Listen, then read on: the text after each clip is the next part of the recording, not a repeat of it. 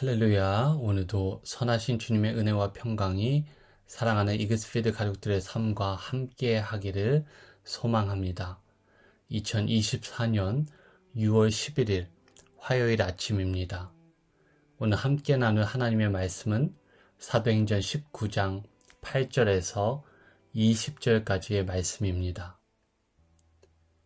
바울이 회당에 들어가 석 달 동안 담대히 하나님 나라에 관하여 강론하며 권면하되 어떤 사람들은 마음이 굳어 순종하지 않고 무리 앞에서 이 도를 비방하거늘 바울이 그들을 떠나 제자들을 따로 세우고 두란노 서원에서 날마다 강론하니라.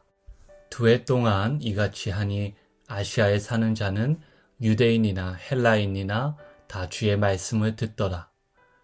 하나님이 바울의 손으로 놀라운 능력을 행하게 하시니 심지어 사람들이 바울의 몸에서 손수건이나 앞치마를 가져다가 병든 사람에게 얹으면 그 병이 떠나고 악귀도 나가더라.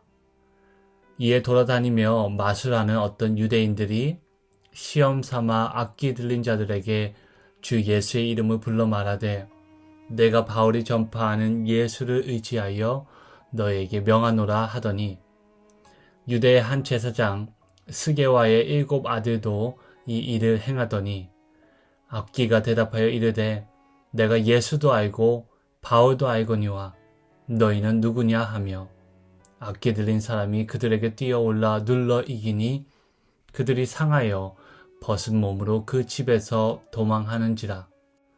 에베소에 사는 유대인과 헬라인들이 다 이 일을 알고 두려워하며 주 예수의 이름을 높이고 믿은 사람들이 많이 와서 자복하여 행한 일을 알리며 또 마술을 행하던 많은 사람이 그 책을 모아가지고 와서 모든 사람 앞에서 불사르니 그 책값을 계산한 즉 은 5만이나 되더라.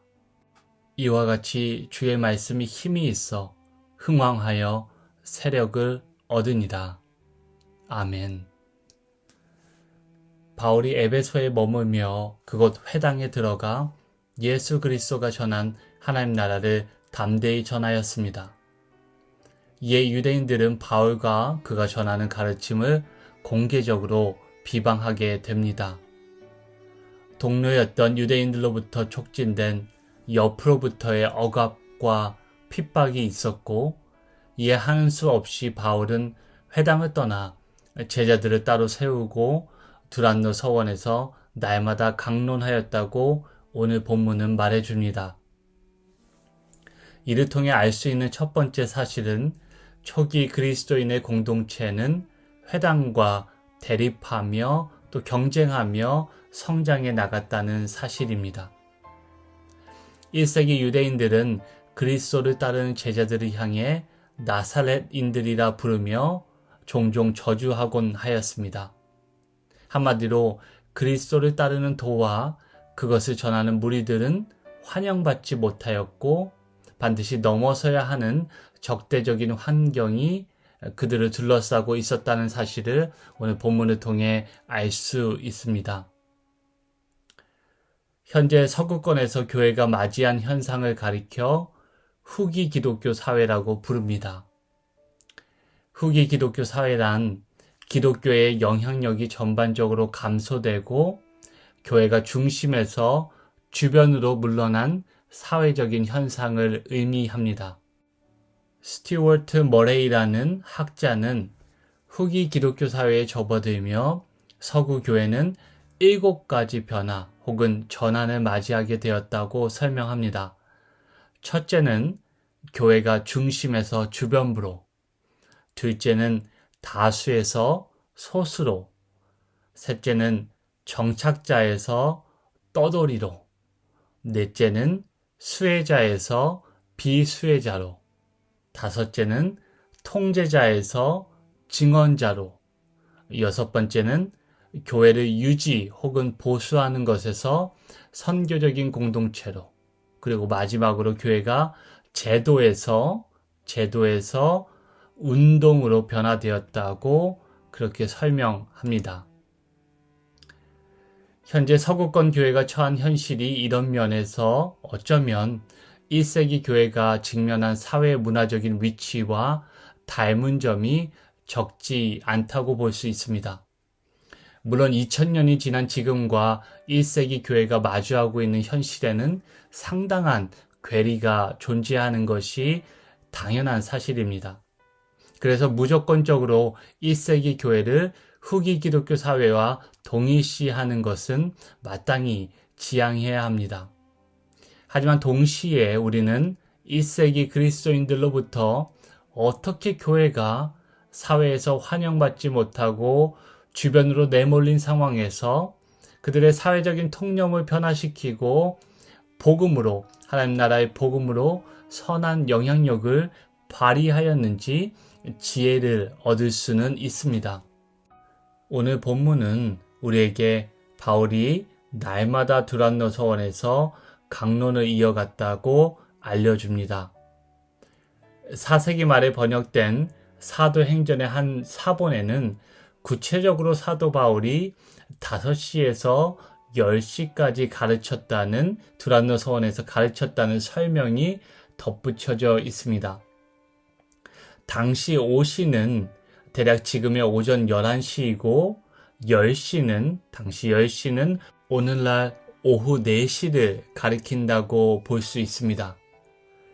1세기 당시 로마인의 하루 생활을 기록한 문서에 따르면 현대인에 비해 그들은 하루의 일과를 일찍 시작하였고 또 오후와 이른 저녁은 대개 휴식으로 시간을 보냈으며 어두워지기 전에 그렇게 치안이 좋지 않았던 상황을 고려하여 그들은 일찍 집으로 귀가하였다는 사실을 그 문서에서 확인해 볼 수 있습니다. 이를 토대로 바울이 두란노 서원에서 가르칠 시간은 하루 사업을 마치고 하루의 일을 마치고 난 한낮의 시간이었습니다. 바울도 역시 오전에는 생활비를 벌기 위해서 열심히 일하고 그 일과가 끝나면 두란노 서원을 새내어 예수님이 전하신 하나님 나라를 가르친 것입니다. 에베소의 성도들 역시 바울과 같이 일과를 마치고 미처 땀 냄새가 가시기 전에, 허기진 배를 채우기도 전에 두란노 서원에 모여서 바울이 전하는 하나님 나라의 복음을 들었을 것입니다. 바울이 2해 동안 그 일을 계속한 결과 10절은 아시아에 사는 자는 유대인이나 헬라인이나 모두 주의 말씀을 들었다고 그렇게 기록하고 있습니다. 주님이 전하신 하나님 나라를 전파하고 가르치는 일은 이처럼 선교에서 빼놓을 수 없습니다. 그것이 없다면 진정한 선교라 말할 수 없습니다. 바울은 에베소에서 하나님 나라 복음을 입으로 가르치고 또 전했을 뿐만 아니라 하나님 나라의 능력을 그의 삶으로 증거하였습니다. 바로 바울을 통해서 병든 자를 고치고 악귀를 쫓아내는 그 기적이 나타난 것입니다. 하나님께서 바울을 통해 예수 그리스도께서 행하신 치유와 축기 사역을 소환해 내신 것입니다. 오늘 본문은 바울이 자신의 손수건이나 앞치마를 얹어도 병든 자가 낫고 악귀가 쫓겨나는 그런 기적이 일어났다고 말해줍니다. 아마도 여기에 쓰인 손수건이나 앞치마는 바울이 오전에 일할 때 쓰던 작업용 수건이나 앞치마였을 가능성이 높습니다. 하나님이 보내신 성령께서 바울이 일상적으로 사용하던 그 손수건이나 앞치마를 사용하시어 특별한 기적을 베푸신 것입니다. 성령께서는 우리의 일상을 건너뛰거나 도외시하지 않습니다. 오히려 평범한 일상에 은혜를 부어 특별하게 만드시는 분이 바로 성령 하나님이십니다. 바울을 통해 역사하신 그 놀라운 성령의 역사를 본 떠돌이 유대인 마술사들과 또 제사장 스게와의 7 아들이 바울과 같이 또 바울을 모방하여 예수의 이름을 주문처럼 사용하여 귀신을 쫓아내려던 사건이 일어났습니다. 바울이 병을 고치고 귀신을 내쫓을 때 예수님의 이름을 의지하고 사용했던 것을 자세히 지켜보고 그것을 흉내를 낸 것입니다. 바울의 치유 사역과 축기 사역이 일종의 새로운 마법 기술로 알려진 것입니다. 제사장 스게와의 아들들이 한 귀신 들린 자의 집에 찾아가 그를 향해 바울과 같이 예수님의 이름으로 귀신을 쫓아내려 했지만 악한 귀신은 그들에게 굴복하지 않고 되려 반대로 귀신이 그들을 제압해버리는 사건이 발생했습니다. 이를 통해 우리는 신앙이 기술이 아닌 것을 보게 됩니다. 신앙은 테크닉이 아닙니다. 오히려 신앙은 하나님과 인격적인 관계입니다. 그것을 토대로 합니다. 하나님과 인격적인 관계가 없이 하나님의 능력을 경험할 수 없음을 잊지 말아야 합니다. 교회는 세상에 선한 영향력을 미쳐야 합니다.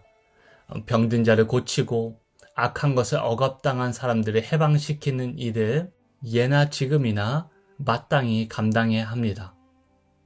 그리고 그 일은 단순히 교회가 홀로 감당할 수 있는 것이 아니라 성령께서 교회를 통해 행하시는 일입니다. 교회가 하나님 나라의 표지이자 보증이며 증인이지만 교회가 성령을 통해 임하는 하나님 나라와 동일한 것은 아닙니다. 그러므로 언제나 교회는 겸손하게 성령의 지혜와 능력을 구하고 그것에 의지해야 합니다. 에베소는 당시에 마술과 같은 미신적인 것에 크게 매료되었고 이에 관련된 사업들이 꽤나 번성한 곳이었습니다.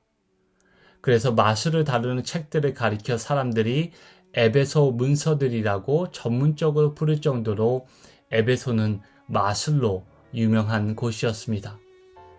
그런 그곳에 성령의 능력이 임하자 마술과 점성술과 같은 미신적인 것들을 따랐던 유대인들이나 헬라인들이 그들의 어리석음을 깨닫고 자복하게 되었습니다.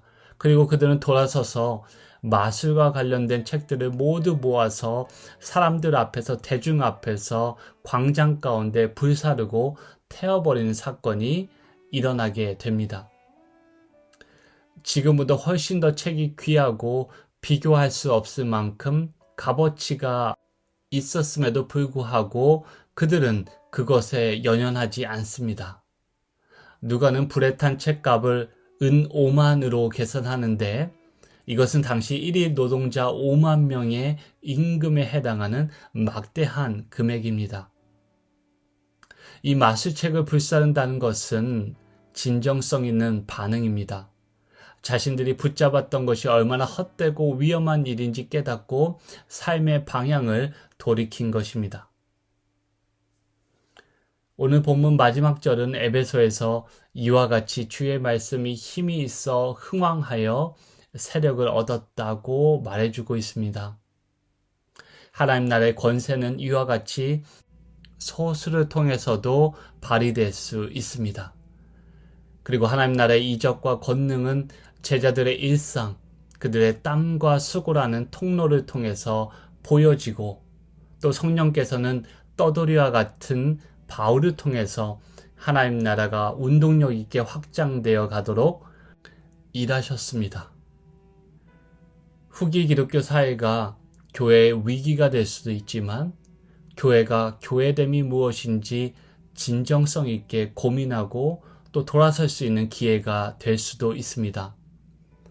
오늘 본문은 우리에게 그리스도를 따르는 신앙 공동체가 세상 가운데 어떠한 공동체가 되어야 하는지 많은 부분을 시사해주고 우리에게 지혜를 전해줍니다. 사랑하는 이글스필드 공동체가 말씀 안에서 하나님과 진정성 있게 교제를 누리고 하나님 나라를 전파하는 성령 하나님의 그 선교에 참여하는 복된 신앙 공동체가 되기를 간절히 바랍니다. 그리하여 세상 가운데 빛과 소금의 역할을 진정성 있게 감당해 나가는 축복이 우리 안에 거하기를 간절히 소망합니다. 함께 기도하시겠습니다. 주님은 세상의 미련한 것들을 택하사 지혜 있는 자들을 부끄럽게 하시며 세상의 약한 것들을 택하사 강한 것들을 부끄럽게 하시고 세상의 천한 것들과 멸시받는 것들과 없는 것들을 택하사 있는 것들을 폐하려 하시는 분임을 이 시간 믿음으로 고백합니다. 아무 육체라도 하나님 앞에서 자랑할 수 없으며 세상에서 아무리 높은 권세라도 하나님의 위엄을 앞서며 능히 당할 자가 없음을 이 시간 깨닫게 됩니다. 그러므로 하나님을 끝까지 신뢰하게 하시옵소서. 하나님의 능력을 의지하게 하시옵소서.